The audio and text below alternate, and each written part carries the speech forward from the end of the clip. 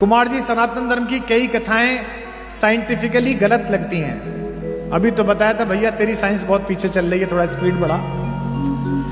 धर्म की माने तो चंद्रमा समुद्र मंथन से निकला, और अब चंद्रयान 2 के समय ऐसी कथाओं पर क्या भरोसा करूं। अब देखिए,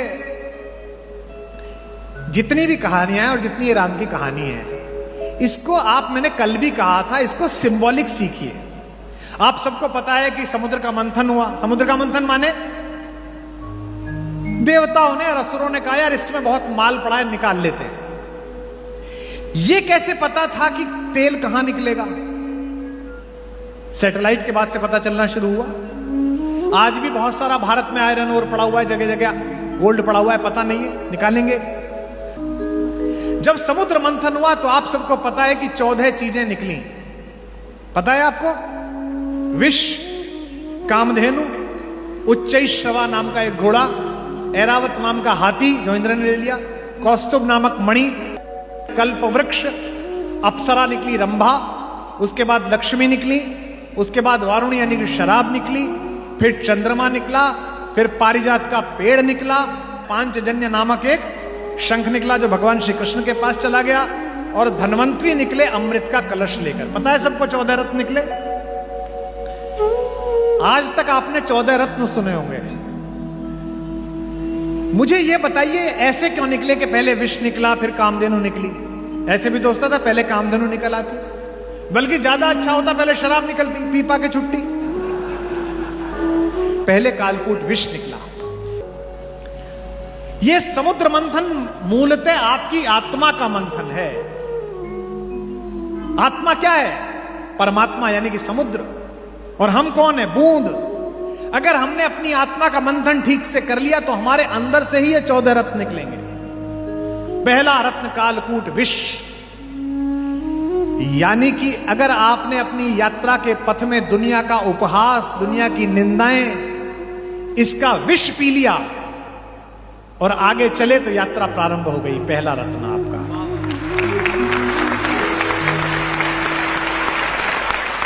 अपयश बहुत परेशान करता है, निंदा बहुत दुखी करती है, और अब सोशल मीडिया के जमाने में तो निंदा और प्रशंसा दोनों बहुत तेजी से फैलती हैं। मेरे को अभ्यास है कि मैं कई बार खुद लिखता हूं फेसबुक पे, कोई लिखना होता है। बंबई जा रहा था, मैंने कुछ लिखा, मेरी आदत है, जो मुझे फॉलो करते हैं वो देखते हैं, मैं लिखने के बाद 3-4 बिंदी लगाता हूं, वाक्य समाप्त नहीं करता, यानी कि कहता हूं आगे बढ़ेगी बात। तो मैंने 5 बिंदी लगाई और उसी मैटर को कॉपी करना चाहा कि इसी मैटर को इंस्टा पे लगा दूंगा। वो गलती क्या हो गई, कॉपी की जगह कट दब गया और कट करके मैंने वो पोस्ट कर दिया। उसी समय वो बच्ची बोली कि सर मोबाइल बंद कर लीजिए, तो मैं चेक भी नहीं कर पाया। अब हालत यह कि 5 बिंदी लगी हुई हैं और पोस्ट हो गई। आपको आश्चर्य होगा, मैं बंबई उतरा तो मैं 10 मिनट तक हंसता रहा, नीचे 2700 कमेंट। यही तो विद्वान आदमी की पहचान है। हा हा हा। कुमार जी मन जीत लिया। क्या पंच तत्व की व्याख्या करी है आप? एक कह रहा नहीं पंच तत्व की नहीं, इससे तो ऊपर उठ गए, ये 5 ज्ञानेंद्रियों के बारे में बात की जा रही है। ये कालकूट विष है अपमान का, यह जगत की निंदा का विष है। अगर आपने इसे जीत लिया, पहला रत्न, अगला रत्न जो आ रहा है उसे भी आप देखेंगे। अगर आपने इसे जीत लिया तो आपको क्या मिलेगा? कामधेनु, यानी कि आपको प्रतिभा की कामधेनु प्राप्त होगी। जब चाहा प्रतिभा का दूध निकाला और जगत को पिला दिया, तब आपको प्राप्त होगी। तीसरी चीज क्या हो गई? अब आपको प्रतिभा भी मिल गई।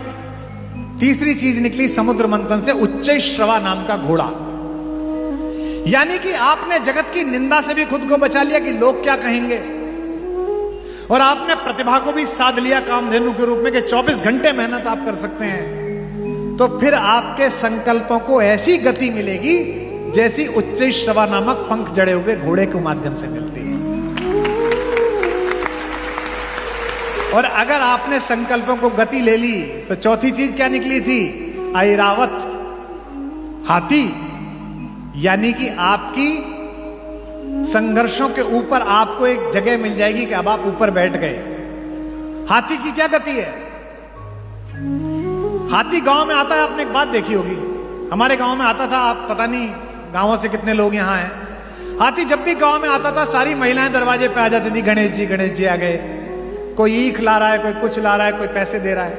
पूरा गांव उनके स्वागत के लिए खड़ा हो जाता था, एक एक बालक बच्चा प्रसन्न हो जाता था। हाथी के गांव में आने से एक ही जीव परेशान होता है, कौन? कुत्ता। पूरे गांव के कुत्ते उसके पीछे पीछे भौंकते निकलते हैं। जब भी प्रतिभा का हाथी किसी गांव से निकलता है, उसके आकार से टक्कर न ले पाने वाले कुंठित कुत्ते भौंकते हैं।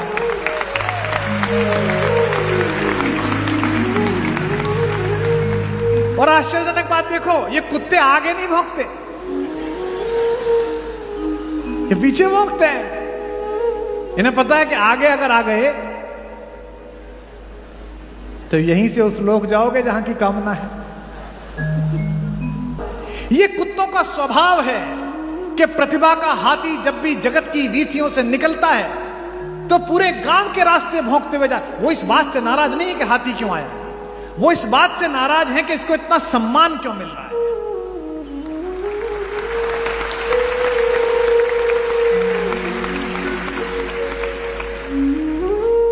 हमको तो लात पड़ती है, जिस दरवाजे जाओ दूर मार डंडा, अरे खाना रखा, कुत्ता आ गया जरा डंडा मार देना। और एक ही है, दूसरे वो इस बात के लिए भी भौंकते हैं कि हम इतना भौंक रहे हैं और फिर भी इसकी चाल पर कोई प्रभाव नहीं पड़ रहा है, उसी मस्तानी चाल से जा रहा है। अगर आपके संकल्प को गति मिल गई तो यह हाथी का स्वभाव प्राप्त होगा। जब भी आपकी प्रतिभा के पीछे कुत्ते भौंके तो परेशान मत होना, क्योंकि आज तक किसी भी हाथी को भौंकते भौंकते कुत्ते अपने गांव से बाहर नहीं गए, उसी गांव में रह जाते हैं। उनकी इतनी औकात होती है कि वहीं तक रह जाए, क्योंकि उनकी एक हद है, उनकी सीमा है। कुछ देर तक भौंकेंगे और मुड़ने के बाद एक दूसरे की तरफ देखेंगे, अच्छा भौंका ना, बहुत अच्छा, बहुत सुंदर, और फिर एक दूसरे को प्रशंसा करते हुए आकर फिर उसी जुगाड़ में लग जाएंगे कि आज शाम खाना कहां हो। हाथी अगले गांव में आदर लेने के लिए चला जाएगा। इसीलिए कहते हैं स्वदेशे पूज्यते राजा, विद्वान सर्वत्र पूज्यते। राजा का सम्मान तो अपने देश में होता है, विद्वान का सम्मान हर जगह होता है।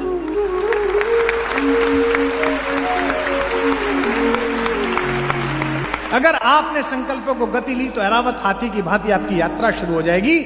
और कौस्तुभ मणि पांचवी चीज है जो श्रीहरि विष्णु के माथे पर लगती है। अगर आपने लोगों की जन आकांक्षाओं को ऊपर खड़े होकर देखना शुरू कर दिया और कुत्तों के भौंकने से बेखबर रहे, तो एक ना एक दिन आपके सिर पर मुकुट रखा जाएगा, कौस्तुभ मणि रखी जाएगी। एक के बाद एक क्यों निकल रही है, आगे पीछे क्यों नहीं निकल? इसलिए निकल रहे क्योंकि इसका प्रतीक शास्त्र है। और अगर आपको कौस्तुभ मणि मिल गई, अगर आपने जनता की इच्छाओं को स्वीकार कर लिया, जनता ने आपको सम्मान स्नेह देना शुरू कर दिया, तो फिर आपका जीवन क्या निकला इसके बाद? छठे नंबर पर कल्प वृक्ष। आपका जीवन कल्प वृक्ष जैसा हो जाएगा। आपको कुछ मांगना सोचना नहीं पड़ेगा, आप अच्छा संकल्प सोचोगे और सारे साधन सामने उपस्थित हो जाएंगे, काम अपने आप होता चला जाएगा। जिन लोगों को भी मेरे प्रति शंका ये रहती है कि कैसे बनेगा भारत कुलम, मैं कहता हूं यात्रा चल रही है, अपने आप बनेगा। मुझे नहीं पता कहां से बनेगा, बन जाएगा। लेकिन जब ये सब हो जाता है तो इसके बाद फिर परीक्षा प्रारंभ होती है। सातवीं चीज निकलती है, अप्सरा, रंभा। रंभा कौन है? रंभा वासना है। अब आपको वासना खींचना प्रारंभ करेगी। वासना यानी कि जितना मुझे चाहिए उससे ज्यादा, यानी कि सबका मेरे पास हो। रावण तत्व, सबका मैं खींच लूं, सब चीज मेरे पास हो। और अगर आप इससे बाहर निकल आए तो फिर आपको देवी लक्ष्मी अर्थात धन और सामर्थ्य की उपलब्धि होगी। लक्ष्मी के आते ही आसुरी प्रवृत्ति, अपप्रवृत्ति ज्यादा सबसे पहले आएगी, यानी कि शराब, वारुणी सबसे पहले आएगी। दौलत का नशा सबसे पहले आएगा। मैंने कल सुनाया था ना, जो खानदानी रईस हैं वो मिजाज रखते हैं नर्म अपना, तुम्हारा लहजा बता रहा है तुम्हारी दौलत नई नई है। अगर लक्ष्मी ज्यादा आ गई तो फिर असुर प्रवृत्ति आएगी। और अगर इस पर कब्जा कर लिया तो वारुणी के बाद क्या निकला 10वें नंबर पर? चंद्रमा।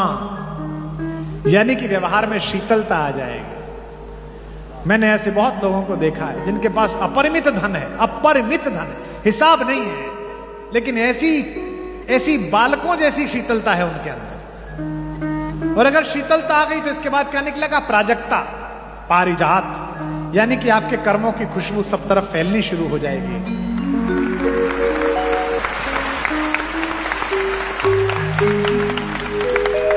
और अगर ये फैल गई तो 12वें नंबर पर क्या निकलेगा? पांचजन्य। यानी कि उद्घोष, पूरे विश्व में आपकी कीर्ति फैल जाएगी कि क्या अद्भुत आदमी है।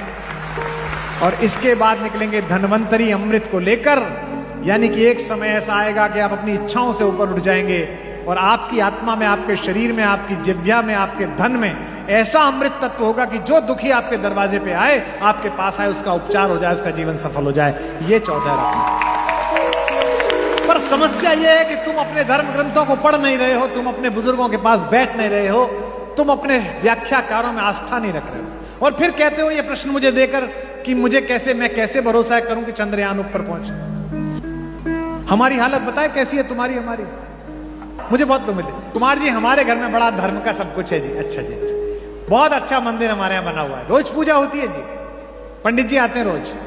अच्छा जी, मैं गया, बड़ा सुंदर मंदिर, भगवान बीच में विराजमान है, बहुत सुंदर, बड़ी अच्छी लाइटिंग, बड़ा अच्छा इंटीरियर। रात को उनके यहां भोजन था, 9-10 बजे भोजन हुआ। 2 बच्चे ऊपर थे, उनको आवाज दे रहे थे कि नीचे मिलने, वो आए ही नहीं। जब जाने लगा तो वो बचने की कोशिश कर रहे थे 11:30 बजे, क्योंकि उनके परिवार की एक बालिका सामने से उतर के आ रही थी। वो जिस अवस्था में थी और जिन खुशबुओं से भरी हुई थी, वो नहीं चाहते थे कि मैं देखूं। तो फिर कैसे ये बात है? इतना धर्म है, इतनी पूजा है, फिर ये कैसे हो गया भैया? एक बुढ़िया का बेटा विदेश चला गया, विधवा बुढ़िया का बेटा, नौकरी करने के लिए। उन दिनों टेलीफोन थे नहीं। 1-2 साल तो बुढ़िया ने, बेचारी ने काम चलाया। जब सब पैसा खत्म हो गया तो भीख मांगने लगे। 2-4 साल भीख मांगती रही। किसी ने कहा बुढ़िया से, अम्मा तेरा लड़का इतना नालायक निकला, गया नौकरी करने के लिए तो तेरी तरफ देखा भी नहीं। नहीं भैया ऐसा नहीं है, चिट्ठी भेजता है। बोले पैसे नहीं भेजता? बोले ना चिट्ठी भेजा है, कुछ रंगीन से कागज भेज दे, मैं तो उन्हें सजा के रख लूंगी, बच्चे ने रखी है। बोले क्या कागज है? अंदर गए, जाके देखा तो ड्राफ्ट लटके हुए थे 10-10 हजार रुपए के। भीख मांग रही थी, लेकिन ड्राफ्ट होता है ये पता ही नहीं था कि इसी से धन निकलता है। इस देश के सनातनियों, तुम्हारे घर में करोड़ों के ड्राफ्ट रखे हुए हैं धर्म ग्रंथों के रूप में, और तुम भीख मांग रहे हो।